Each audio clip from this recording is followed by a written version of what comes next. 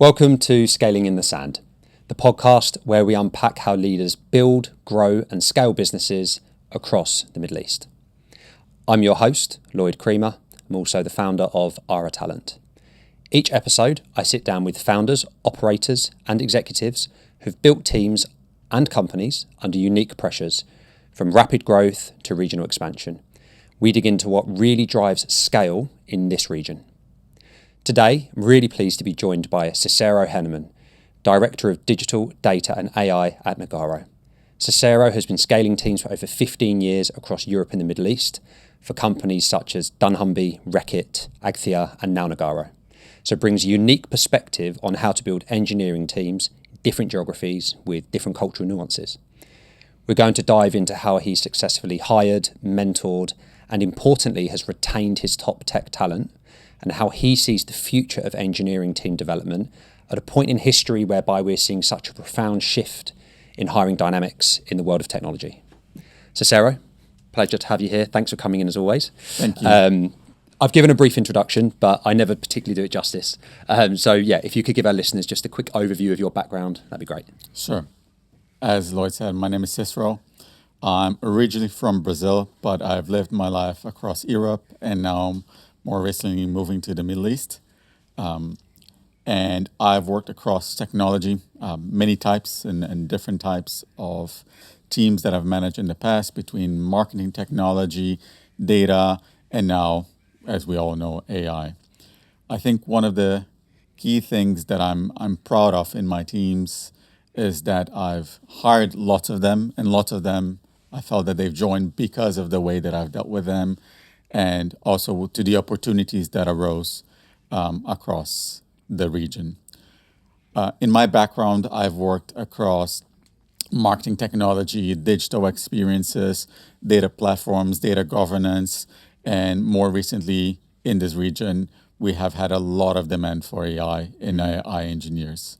Not to withstand, traditional demands of data, as well as traditional infrastructure projects that, continue to run in the background without the hype, but the backbones still need to be there.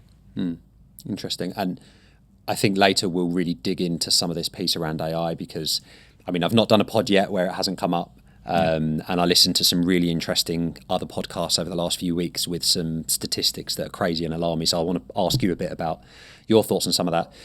But I'd like to start with, obviously you said you're originally from Brazil. If I'm right, you speak a myriad of languages as well, and obviously have lived across Europe and the Middle East. So in your experience of working in Brazil in a team and then building and scaling teams across this region and Europe, what have you seen as being the kind of the key differences from those geographies from like a cultural perspective? I think moving here, there's been definitely a shift in my perception of how to work with large teams, the divide between time zones, locations, different culture, different behaviors towards work. Whereas in Europe, sometimes you see work a little bit more of part of people's lives, and there's more social events. There's more that things that transpire because people maybe have a little bit more of a shared background and culture. Here you'll see people coming from lots of different backgrounds, lots of different experiences and expectations around what is work, right? And what is the purpose of the role of work. And as you go also deeper into technology teams and the nature of that work, it can be a little bit more direct if you're talking about IT and infrastructure, and it can be a little bit more creative when you talk about maybe marketing technology or things that interact with consumers as opposed to sheer infrastructure, right? AI sometimes can be in between both. If it's, helping customers or internal teams, there needs to be that thought of user experience or user interface. But when you look more of the infrastructure side, things can be a little bit more direct. And that reflects on the way that people and their teams behave, how they see work, and also the nature of how you build teams. If you're building a team in-house, or if you're building a team that is coming for a project, right? And when you work in consulting, you build teams that come inform and need to norm and perform very quickly, right? It's a kickoff. Sometimes the team who prepares the response to the project versus the team that lands the project is different. There are sometimes requirements for people to be on site, and then you'll have different profiles to people that can be remote. And those dynamics, when I was working in Europe and mostly in-house, right, where you never have people flying over from different geographies to build those teams, makes a dramatic shift, right? The availability of talent is different. These limitations are different, so your talent pool is a lot more limited. What I see as sometimes the common traits is that they tend to come also from different countries, different backgrounds. It's not just because you're in Europe that you'll have Europeans, right? You'll have people who have moved there a long time ago, or people who moved for a project and then decided to stay, right? But it will be less so that people are ready and looking to move. Whereas in this region, that mobility is a lot more evident, right? I'll have speaking to someone who was living somewhere in KSA and then now they are moving somewhere else, right? Or people who are in Dubai but can go to Abu Dhabi for a project and vice versa, right? And then also people who are here but might be moving to a different place in the region given the right opportunity, right? And that movement and that dynamic environment you don't see in Europe. You don't see people who live in the UK wanting to move to Germany and then they move to Italy. That doesn't happen as it does in this side of the world. And I wouldn't even say just the Middle East, but APAC as well. There is some movement. You see people coming sometimes from Singapore or Hong Kong or even Australia, right? But that is less often in Europe. People are a lot more, rooted in one place.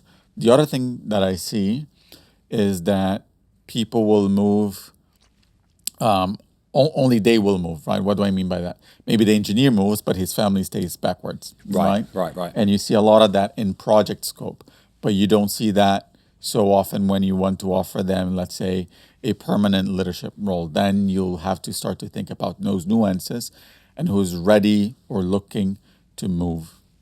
And I guess, as I know you're a fairly new father yourself, I think your daughter's 2, if I'm not wrong. Yes. You've, I guess, then you've really learned over the last 2 or 3 years about how much of an impact that has to families, right? To parents who are looking to relocate for permanent jobs with children, and how actually the previous priorities for people, such as money or benefits or whatever it might be, actually drop, and it's more around family, children.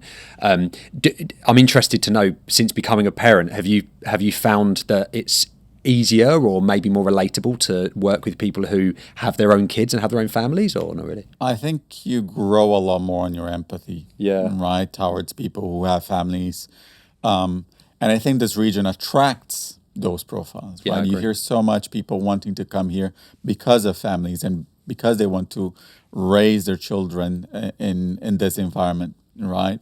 A lot of the candidates that come from the region or have backgrounds or roots in the region that I speak to want to be here because of that. They want to grow them in the environment that the UAE can give them, right? So you have a lot of maybe Muslim families who are in Europe and want their children to grow in this space, or you have also families who are from India, but they want to be closer to home as well, while retaining still, the forefront of roles that the UAE can provide. And you just see also the safety aspect that everyone knows about the UAE, the way that you can raise a family in a very open way, right? You have lots of spaces that are geared towards families. So that's definitely a factor in the discussions that I have. And also the help that they can get over here to raise a family is unparalleled, right? So you get the both of best words, and you're in a hub for so many things beyond work, right? There's just a lot of things that Dubai, Abu Dhabi, the UAE offer to the talent in this region that they can take value out of it. I totally agree, and it's a thread that regularly comes up in these discussions that I have. And I think it's very interesting because obviously, we'll actually come on to this later, but we're in a very challenging time for this region, right? As we know, with the regional conflict and the challenge that we have around the US-Iranian conflict. But actually, my friends out here that are parents, there is a very, very clear trend that people feel safe, they feel happy, they're not leaving, they feel that the country is looking after us. And so a country that has built this reputation for being safe, brilliant for families, brilliant for children to grow up, great education sector, really could have had an incredibly big impact from what we're seeing on that. And you could have seen families leaving all over the place, but actually it's not happening. And I think that's just a massive credit, really, to what the UAE has done. Yeah, and I think, people were about to move to a couple of projects when everything started. And I don't blame anyone to, be a little bit hesitant, Yeah, of right, course. until the dust settles.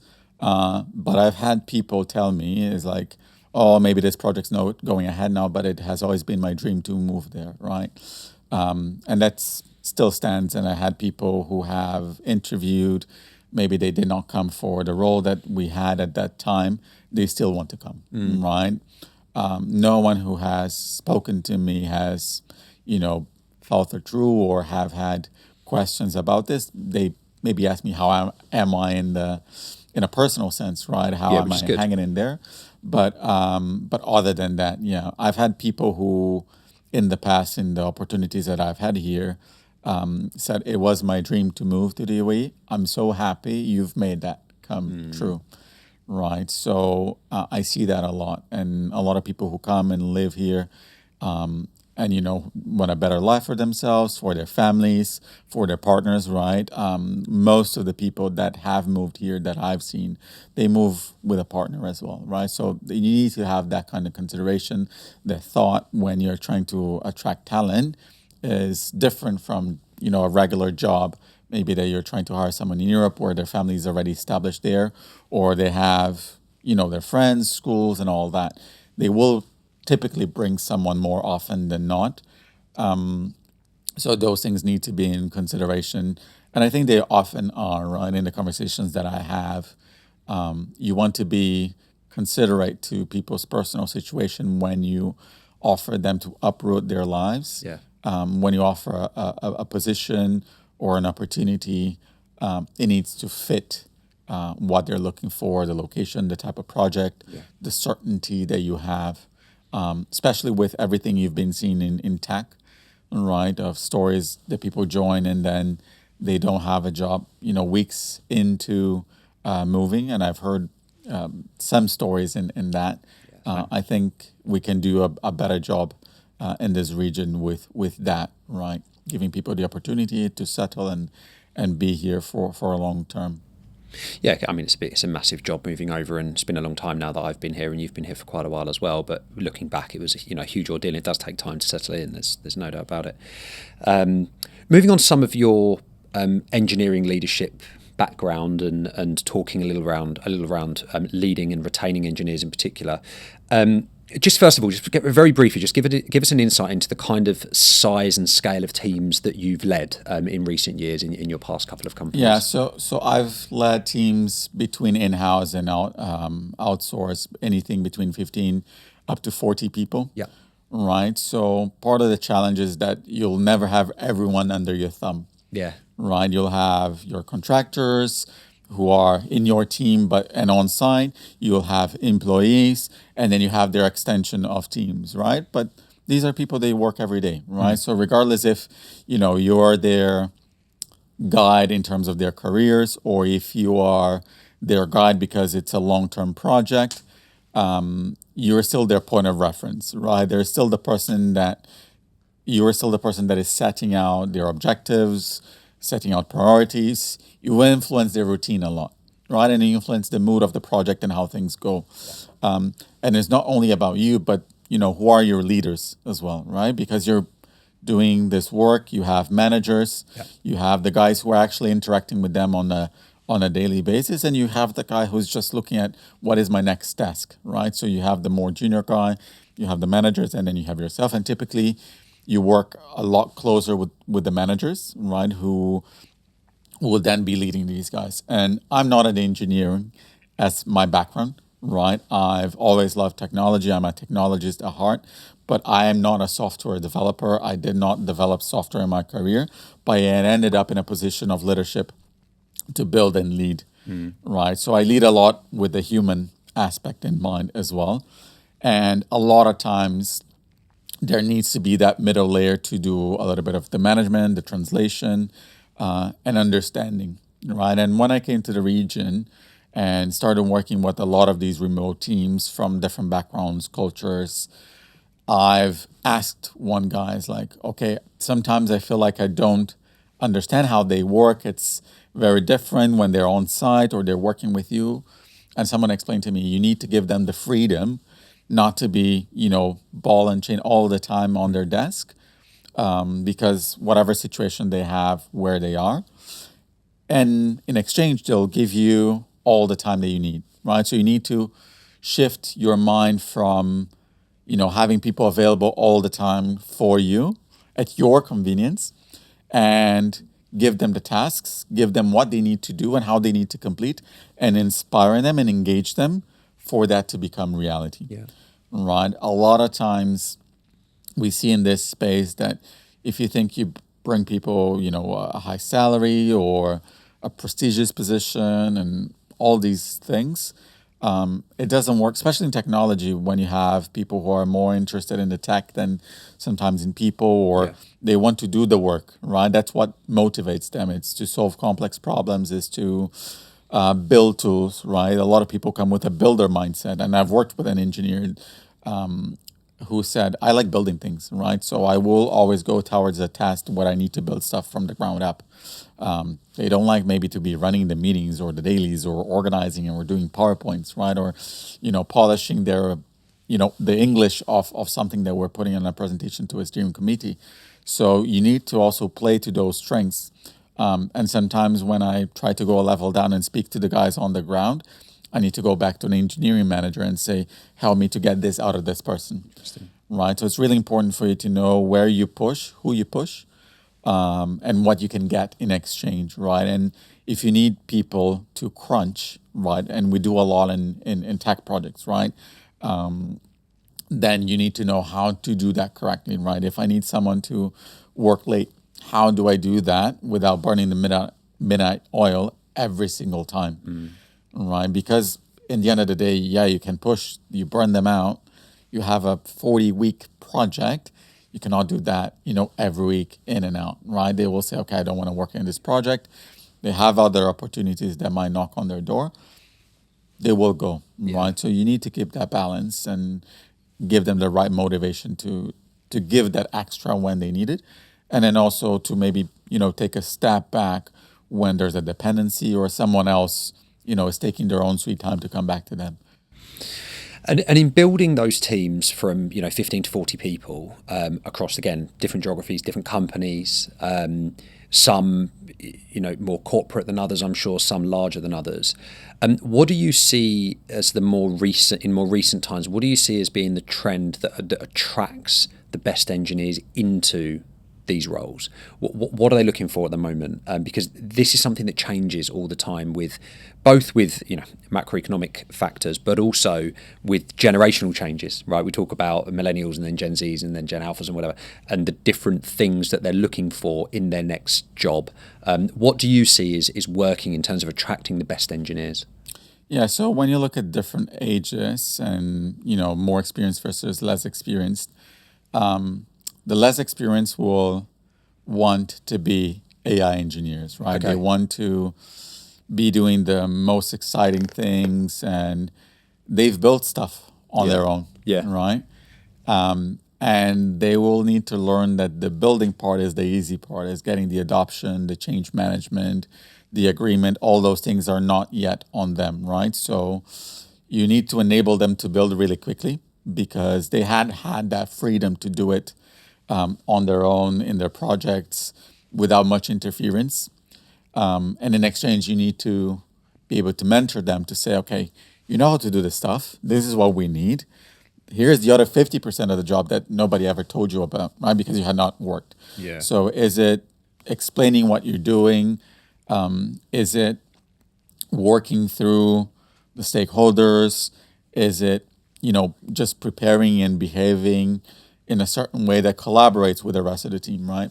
Remember, one of the products that we've built, the final output of months of work would be a number between 1 and 2, right? So the more junior guys, like they asked, isn't this person really interested in the data science of things? It's like, not really. No, your stakeholders wants to know this number between 1 and 2 to make a decision, right? So slowly they will mature to see that the output of their work is this business impact. Whereas when you work with more senior guys, right, they have a lot more the ability to speak and to engage with senior guys, C-suite level. And at the same time, these guys will want more of the freedom. They will want to do more of the consultative work, and maybe be less involved in that grind that they've just done the last 10 years, right? Say they might want to lead a team, or they might work more on the advisory side and let more of the guys who are really the hands-on guys to do more of the work, right? They also don't want to be stuck in doing PowerPoints or slides or this or that. You can let that to do with the people who are more blended in terms of being more commercial, or doing more of the pre-sales works, or having more of the design work. It really depends where you are in the value chain, right? I want to dive in a little bit to this, hiring juniors, early stage careers. I listened to a podcast recently, Tom Blomfield from memory, who was the founder of Monzo in the UK, which I guess you will know from when you lived there, right? So one of the first digital banks in the UK. Huge success story. And he was asked by the interviewer, if you were establishing Monzo today, what would be the size of the team that you would build in comparison to when you did establish Monzo well over a decade ago? And bearing in mind, Monzo is fundamentally a fintech business, so it's primarily engineers that are working there. And his answer was less than 20% in terms of the number of people he believes that you would need today in order to build that product. And this kind of correlates with a lot of conversations people are having in the industry, whereby people at a senior leadership level, such as yourself, people that are managing engineers or managing projects or looking at things from an architectural or strategic perspective, will still absolutely be required. But there's this ongoing conversation around that large volume of more junior to mid-level engineers. How many are really going to still be able to find jobs with the amount of that work that AI is taking over? I think it's important that we discuss it, because everyone has kind of a different view on it, but it's definitely top of a lot of young people's minds, right? Is what's this going to look like in 2, 3, 4 years? I think I look slightly differently, because I think, what is my pipeline of talent, right? If I'm not preparing these people, and if I want to grow as a business, right, looking from where I sit today, then what will I do? So I need to build that pipeline, right? I think part of the challenge is inflated expectations, right, of where these people can land, because you see Anthropic offering, God knows how many £1,000 in roles in the UK, and then this guy who is yet to be able to produce something that actually drives business impact. Right, and I think the jury's still out on how much do you need and how many people do you need to build that impact. Because the other part of the discussion is, how many people do you need to drive behavior change in a company, right? And I was reading an article similar to what you said, going on the other way, that more people are being hired to help people to let it go of the way they used to do things, right? And that mind shift is huge. So I've spoken to CIOs who told me, I want to hire this one guy who can come and be my AI guy, and he will change the workflows and help to do, things differently. I use Claude here, I use Manas there. It's like, that's not how you're going to do it in a company, unfortunately, right? You'll need someone to do the convincing, and a lot of things that I've stumbled in technology has nothing to do with technology, it's all the change management. I always joke that I thought I was going into tech and I ended up doing change, right? So a lot of the work in the leadership aspect of technology is that change management, is the stakeholder management, especially now that you think about changing workflows. I think the AI engineers and the engineers in general do not want to do that job. It's a waste of their time. So you'll always need a little bit of that layer, right? And I've interviewed and worked with some more of the junior talent, and some of them, I kid you not, sound like they're TV presenters, right? They're very good at talking and presenting, and they do the technology, right? So these guys are, top of the game when it comes with those types of opportunities. Whereas some guys are more just quiet or shy or introverted, and they will lend itself maybe for more executional roles, right? There is a place to everyone in the organizations, but I think part of the challenge with talent is finding where each one of the profiles will be able to fit into what's next in the world of work. And in your estimation and best guess, what do you think that looks like? The team that you're managing today, if you were to fast forward that 2 years' time, what do you think that would look like in terms of not necessarily size and scale, but in terms of the nature of the roles within that team? My assumption would be there's probably going to be less software engineers. You probably have more people that are what you would probably call an AI engineer, or would traditionally call a data scientist. I think we're far still Really? Okay. from that tremendous shift, because the organizations are still a very large brownfield, right? Yeah. If you're building Monzo, fine. Yeah. You're building a greenfield. You have nothing to stand on. But the nature of the world is it has been built, right? So unless you're going to implode everything, there's no way that you're just going to flick a button. For new companies, absolutely, you can do a lot more with less. But when it comes to reverse engineering a piece of working software, a long-standing process, you need someone to go there and do that change, right? So I don't see it immediately when you need to do more of the traditional work. What I see is that what these guys do on a daily basis will change, right? Because, and I've seen this discussion, most of the work will not be writing the software in itself, but it doesn't matter how much software you produce now. It's more how much throughput of validation you can drive, and where do you put it? How do you put it to work? How does it work in the ensemble, right? So there's a lot of change that these guys are going, and they've been going through it, for the past, 2 to 3 years at least. And organizations are adapting, and internally I can see that shift as well. But for me, it's more about how we look at the technology in the processes, in the flows that we have. Even, if you think about a project that you're going to run or a process that you're going to run, you should have an assistant for everything, right? But someone needs to go and build it. Yeah. And you still spend time on that. So you'll be able to produce more, but I don't yet see the shift happening on the ground, right? A lot of the work that we need to do is still on the build phase, despite the hype, right? There's still a lot of decisions to be made on how you build the future. And you have a lot of clients who come, tell me who has done this, right? And people are doing it. It's not, people have not reached a conclusion yet. Yeah. And then also, how do you sustain it, right? In terms of the credits that you use in AI, and the comfort of an organization and a CFO to say, I'm going to have a budget for that specifically, right? And is it driving the value that you would expect?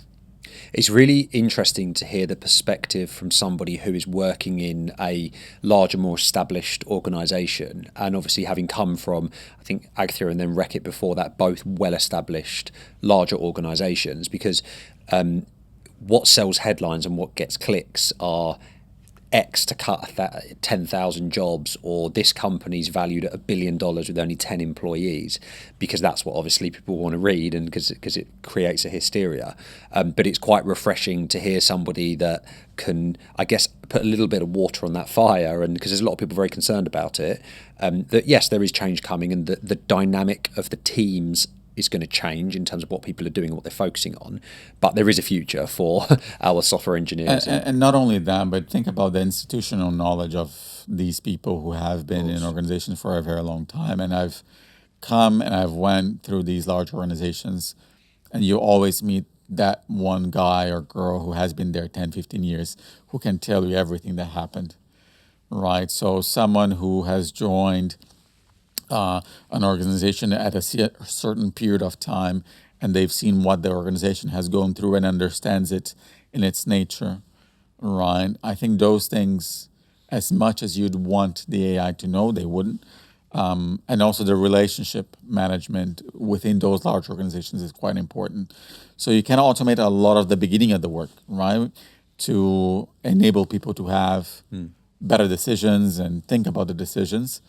But I think what I've seen also with I won't recall who is it. I'm not going to make justice who gave me this insight, but the amount of decisions that you open up yourself to decide upon is equally big, right? So you might get overwhelmed with all the possibilities once all of that junk of work is being dealt with, right? So it's shifting where you put your mind to work, right? Yeah. And work can become more taxing as well, right? Because maybe you had 15 minutes where you're just copy and pasting, listening to some music and doing something really quick, as an individual contributor.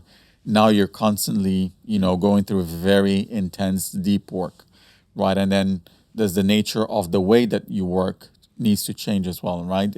Between small tasks, right, of here and there, and a lot of interruption between your chat, your email, someone calling you, someone coming over your desk to, okay, I need now 2 hours to read through everything that has been output by my models or this workflow, and even the nature of work, right? If everything's going to be prompt based or like a UI with an agent working with you and then inputting into another software, very different way of thinking. Totally. Yeah, totally. Interesting. I want to talk about, I guess, the elephant in the room at the moment, which is the conflict that we're in. So we're recording this, I think maybe 7 weeks ago was when the conflict between the US and Iran started. That's why there's been a bit of a gap in the Scaling in the Sand podcast for obvious reasons. I've been here the whole time, and I've got some thoughts on it and what the short-term future looks like for this region. I personally don't think there's any doubt that the long-term future is still very bright. But I'd be very interested to get your thoughts on if you're seeing any impact in the ability to attract talent, given what's been going on, if you're losing talent, given what's going on, if you've seen a drop in opportunities from customers, if you're seeing a drop in pipeline of business. I think it'd be good to just sort of explore that a bit. I will borrow something that I had a discussion with someone who said the UAE always bounces back, but it does differently. Okay. Right? Okay. And I think that what differently means still out for us to watch and see what happens. So the way that, this will shape the region, it's for us to listen and learn. I have seen some changes on ground in terms of where projects might go. But I think those are just short-term movements and, adjusting the sails to the wind rather than a seismic shift. I think the direction of travel, regardless of what I think will look as a bit of a pause or a blip, in terms of the long-term plan, I think that will definitely have some impact on how things go.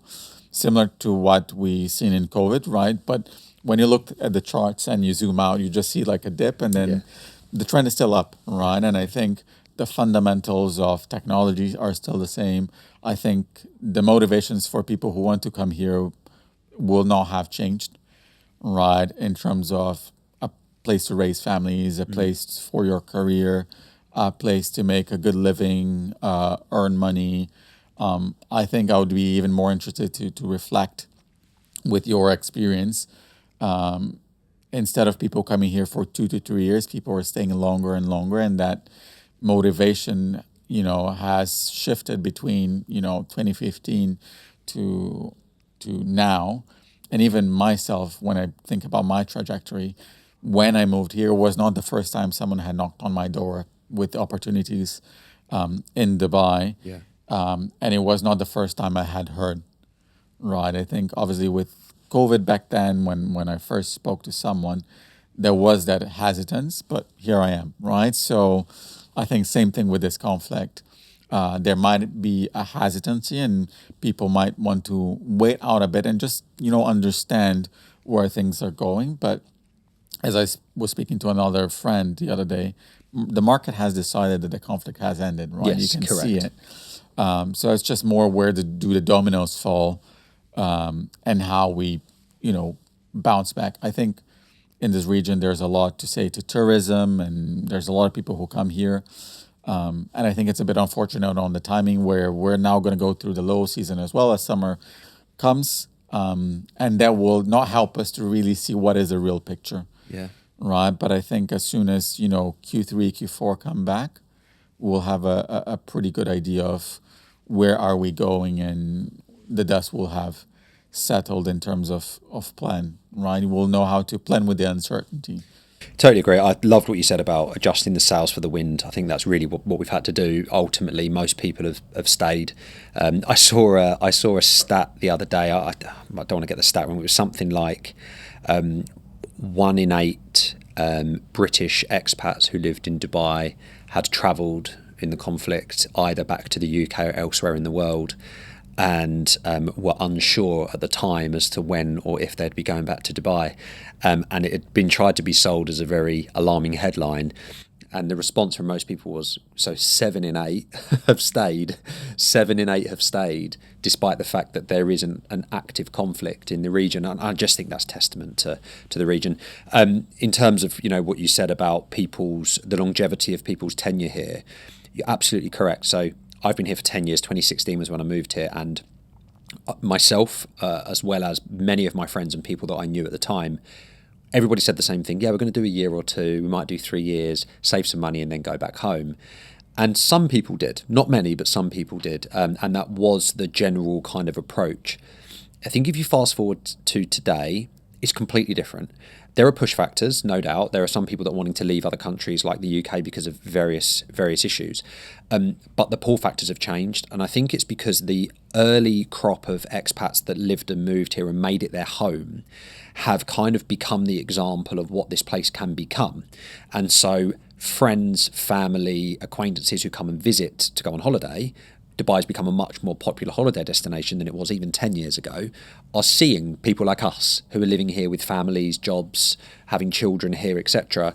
And they're really opening their eyes to, this actually is something that's more than just a holiday destination. There's somewhere that I could really live. I just think the lens was a bit more closed 10 years ago, and it's opened now. And people are coming here with the intention to stay. People are coming here. The amount of people that are coming here and are applying for golden visas straight away says a lot, right? This 10-year visa. The people that are coming here and open up businesses straight away, buying houses. It didn't used to be like that. People used to just go, I'll rent a nice room in the marina for a year and enjoy the high life and do my 2-year visa and then go. So yeah, the sentiment around what this place looks like is really shifting. And we're just starting to see the beginnings of that in Saudi, in my opinion. Obviously, the expatriate population in Saudi is way lower, especially the Western expatriate population. And a lot of people still see it as somewhere to go for a couple of years. And then leave, but that curve is starting to change now. A lot of people I meet and spend time with there are starting to say, no, this is the long term for us. So there's definitely a huge shift in how people are approaching this region, seeing it as a place they're going to call home.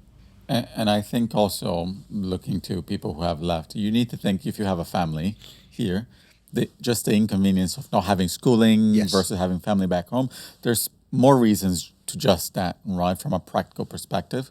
But also then the people who come back, they come back to their routines, right? Because it's also inconvenient to be out for such a long time. You do it, you look around, and then you decide, okay, I think now I need to go back to my routine. I take the pause, I take a deep breath, and you see that, what might have alarmed you, and it would be odd if it didn't, right, to be fully transparent.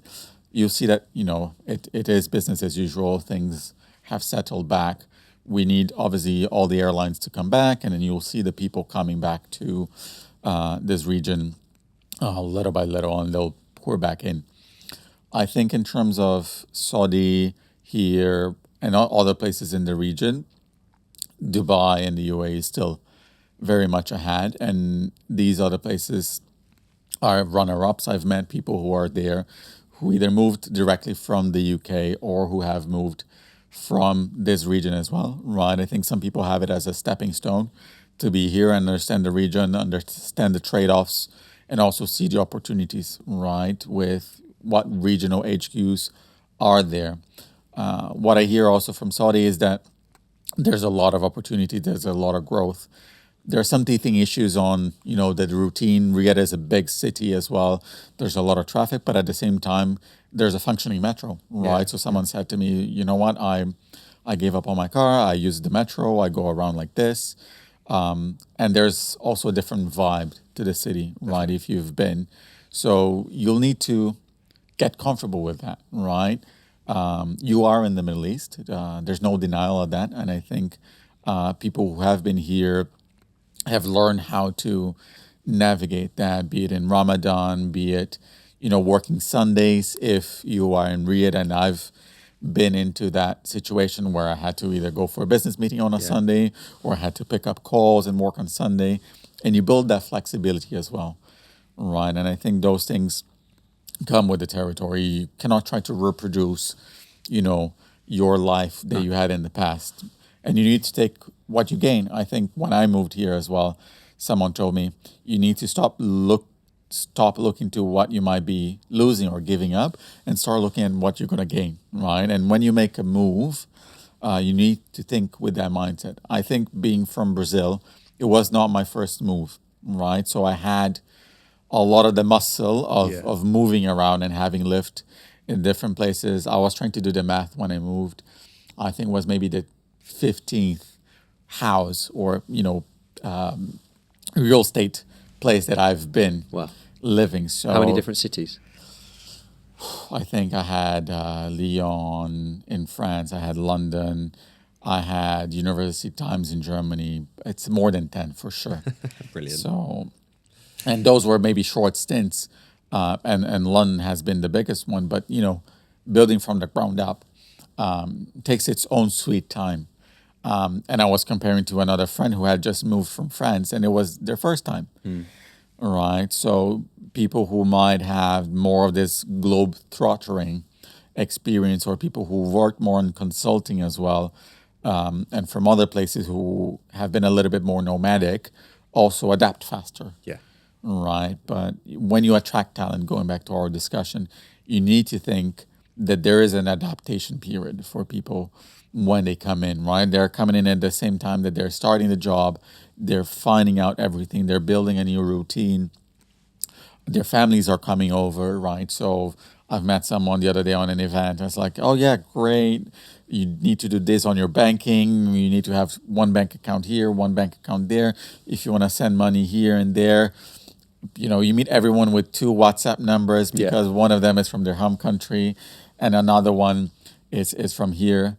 Another thing that I was a bit of a generational thing when I moved is people saying, what about your address back home, right? Where's your house? And maybe as a younger generation, I don't have an address back home. I didn't buy real estate and just left it there. Whereas maybe someone who's on more executive track might still have a home, and definitely someone who's much younger. That's not how people move to Dubai anymore. No, definitely not. Right? So a lot of times people keep asking, okay, here you fill in your home address and here you fill your UAE address. It's like it's the same address. Yeah. Right. So so that's been it's a funny thing as well to observe on the things that have shifted. Right. People who come here, they buy property, they live here, they look at, refurbishing a place or making it their own. Which I haven't taken that step yet, but it's more in the nature of how I've lived my life, right? It's less so about the UAE and, the 15 homes that I've had before. Of course. And maybe a little bit more of the freedom to maybe be, in the region of Dubai. And as your life also shifts, you shift where you live with it. Yeah, totally. I've lived in lots of different houses, but I've only lived in 2 countries, and I think that when I decided that UAE was long term for me, that was when I put roots down, bought the property, and when you get to your kids going to school, you realise that really beds you to a place for a long time. But yeah, I totally agree with you. We're nearly out of time, but I want to very quickly just touch on something that I'm seeing at the moment is companies are pivoting in their hiring strategy, and they're starting new recruits remotely. With everything that's been going on. Partly that's been practical issues in terms of we've had challenges with flights being cancelled and stuff, but also partly it's more people being concerned about only coming here once the dust has fully settled. I just wanted to see if that's something you've seen or if you've got any views on that. I think the nature of our company is with a lot of offshore work, right? So personally, in the way that we operate, not that much. I think there's still resistance for that on the way that people want things to happen. I've seen an instance where we've offered that. Let's onboard this guy earlier and then let them start. And that appetite is still not there. I think there's still some restriction on how that operates. Obviously, I work across public sector and more sensitive areas, which I also appreciate that you want people to be in your technology environment. And there's a practical aspect of if you are in our network and you're developing software for us, you need to be here. There's other risks attached to it that is just not the remoteness of it, right? You have a lot of other hurdles to go through. So it's not as simple as someone maybe working, on finance or HR or other areas. With engineering, you do have physical barriers of technology that you need to contend with, which make things a little bit more challenging.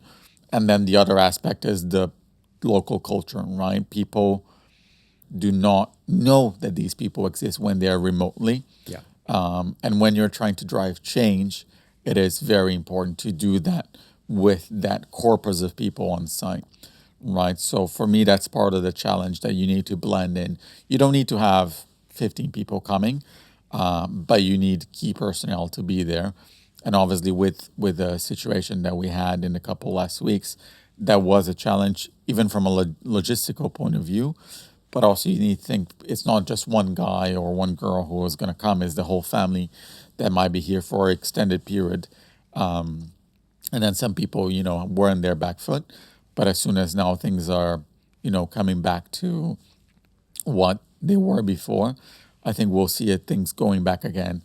In some parts of the region as well, it's not that people don't want it, they're not being granted visas, right? So there's a little bit of those limitations as well. That is not only the company or the customer, but also the countries and the security situation of each country that wants or not to allow more people to come in during certain periods of the year and off the back of what just happened.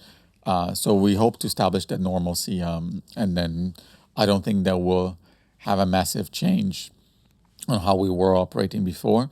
And last but not least is also how do you blend in the cost of people being on site, remote.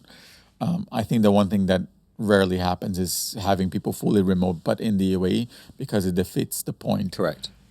So people who want to come to UAE, they will need to be comfortable also with the fact that they will be going on site, right? And that's a trade-off that some engineers do not want to make, and that for whoever is hiring those people, they will need to think about who do they want to attract, what are the profiles that they will have on site as of part of that decision. Yeah, no, I agree. And the reality of it is, the reality on the ground is we are still seeing people actively relocate here for new jobs, right? I mean, it's happening. Yeah. I had a guy start a new role for one of my customers, fairly senior leadership role, 3 or 4 weeks ago, relocated from Madrid in the middle of the conflict, still came in. Obviously, necessary precautions were taken, but still started. I had a chap start a new role on Monday with a client of ours who relocated over from Scotland. He flew in last week, so it's still happening, right? And I think a lot of people think that it's like the doors are closed and no one's coming in, and that's not true. But anyway, Cicero, thanks so much for coming in. Thank you. It's been really, really good to have you. I don't think we've talked at this level of depth before, actually, so it's been great. I'm going to steal your phrase, adjusting the sails for the wind, I think you said. I liked that. I think having spent time in the UK, I've seen so many of these expressions, right? Yeah. It's either that or let's change tack. I said that in a meeting once and nobody understood what I meant. Yeah, let's change tack. I've stopped using that. Yeah, see? And good luck for you. I know you've got a 2:30 a.m. takeoff time with your 2-year-old daughter all the way to Tokyo. Yes, I Having do. flown with 2-year-olds before, I wish you luck. Thank you. You're I gonna will do need that. For our listeners, if you enjoyed this episode, please do follow Scaling in the Sand wherever you get your podcasts, and connect with us on LinkedIn for more stories from leaders shaping the region's growth. I'm Lloyd Creamer, and this has been Scaling in the Sand.